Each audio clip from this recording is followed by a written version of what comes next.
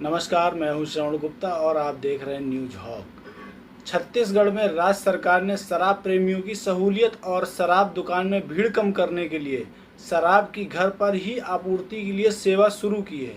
शराब के शौकीन अब मोबाइल ऐप और वेबसाइट के माध्यम से शराब खरीद सकते हैं। राज्य के वरिष्ठ अधिकारियों ने मंगलवार को बताया कि छत्तीसगढ़ सरकार ने सोमवार 4 मई से सामाजिक और व्यक्तिगत दूरी का पालन करते हुए राज्य की शराब दुकानों को संचालित करने का निर्देश जारी किया है। राज्य शासन ने सामाजिक दूरी और कोविड-19 के फैलाव को नियंत्रित करने के उद्देश्य से घर पर शराब आपूर्ति की अनुमति प्रदान की है। अधिकारियों ने बताया कि राज्य की शराब दुकानें छत्तीसगढ़ स्टेट मार्केटिंग कॉरपोरेशन द्वारा संचालित हैं।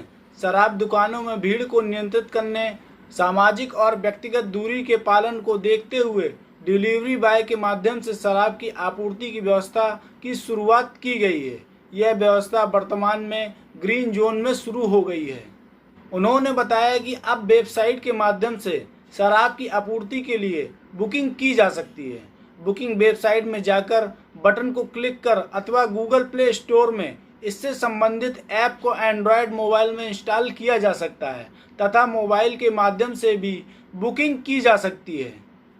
अधिकारियों ने बताया कि ग्राहक को अपना मोबाइल नंबर, आधार कार्ड तथा पूर्ण पता दर्ज कर पंजीयन करना होगा। पंजीयन OTP के माध्यम से कंफर्म होगा। उन्होंने बताया कि पंजीयन के बाद ग्राहक को लॉगिन करना होगा और इसके बाद इसमें अपने जिले के निकट की एक विदेशी शराब की दुकान, एक देसी तथा एक प्रीमियम शराब दुकान को लिंक करने की सुविधा प्रदान की गई है। ग्राहक की सुविधा के लिए जिले की सभी शराब की दुकानों को गूगल मैप पर देखने की सुविधा भी प्रदान की गई है, जिससे ग्राहक आसानी से निकट के दुकान का चयन कर सकता है। अधिकारियों ने बताया कि चयनित दुकान से शराब घर पर आपूर्ति के लिए बुक की जा सकती है। ग्राहक को संबंधित शराब दुकान में उपलब्ध शराब की सूची और उसका मूल्य प्रदर्शित किया गया है, जिससे वह अपनी पसंद की शराब को अपनी आवश्यकता के अनुसार क्रय कर सकता है। उन्होंने बताया कि ग्राहक एक शराब की दुकान से एक बार में 5000 ml तक शराब डोर डिलीवरी के माध्यम से प्राप्त कर सकता है। अधिकारियों ने बताया कि ग्राहक के द्वारा बुक की गई शराब सुपरवाइजर के द्वारा पैक किए गए जाने पर ग्राहक को स्वतः OTP प्राप्त हो जाएगी। डिलीवरी बॉय के द्वारा ऑर्डर की गई शराब प्रदान किए जाने पर उन्हें शराब का मूल्य तथा डिलीवरी चार्ज 120 रुपये का भुगतान करना होगा।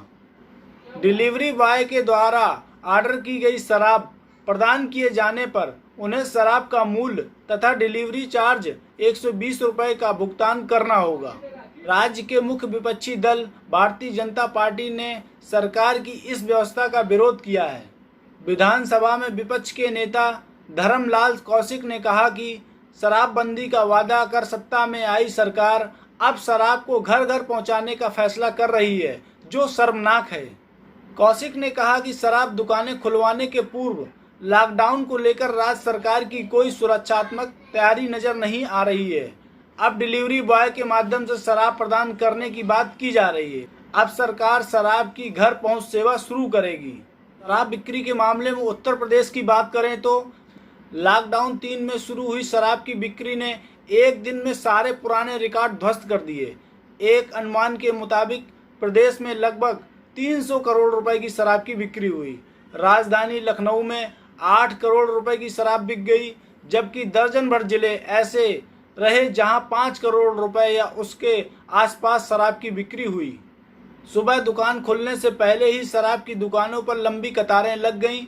पूरा कैरेट शराब की खरीद रहे थे। कुछ दुकानों पर शाम होते होते स्टॉक की शॉर्टेज होने लगी। हालांकि इससे पहले ही सरकार ने बिक्री पर ब्रेक लगाने के लिए लिमिट तय कर दी, लेकिन तब तक बड़ी संख्या में विभिन्न श्रेणी की शराब बिक चुकी थी। शराब की बिक्री और नियमों का पालन हो रहा है या नहीं, इसका जायजा लेने खुद प्रमुख सचिव आबकारी संजय R भूसेंडी और आबकारी आयुक्त P गुरुप्रसाद निकले। उन्होंने सोशल डिस्टेंसिंग के पालन के साथ शराब की बिक्री के निर्देश दिए। दुकानों पर लंबी कतार और अधिक मात्रा में खरीदारी को देखते हुए विभाग ने निर्णय लिया कि एक बार में एक व्यक्ति अधिकतम 750 ml ही शराब खरीद सकता है। इसमें एक बार में 1 बोतल, 2 हाफ, 3 पौआ, 375 ml बियर की 2 बोतल या 3 कैन खरीद सकता है। आबकारी आयुक्त पी गुरु प्रसाद ने बताया कि लंबे समय बाद दुकानों के खुलने से सुबह से ही बम्पर खरीदारी हो रही थी।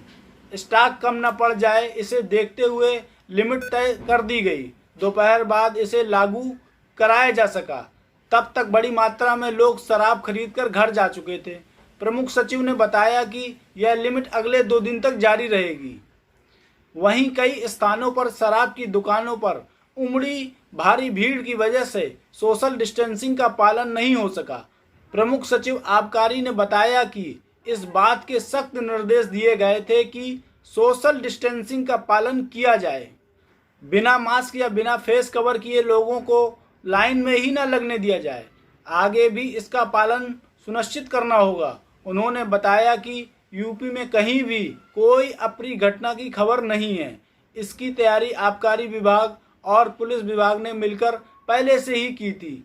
चीनी मिलों के इंस्पेक्टर को भी ड्यूटी पर लगाया गया था। वहीं सूत्रों का कहना है कि शराब की बम्पर बिक्री से प्रदेश सरकार को आबकारी विभाग से एक दिन में सर्वाधिक राजस्व का रिकॉर्ड बना। सोमवार को प्रदेश सरकार के खजाने में लगभग 1.5 करोड़ रुपए का राजस्व आने का अनुमान है। संजय आर भूसेरेड्डी ने बताया कि शराब की बिक्री पर रोक के बाद अभियान चलाया गया था।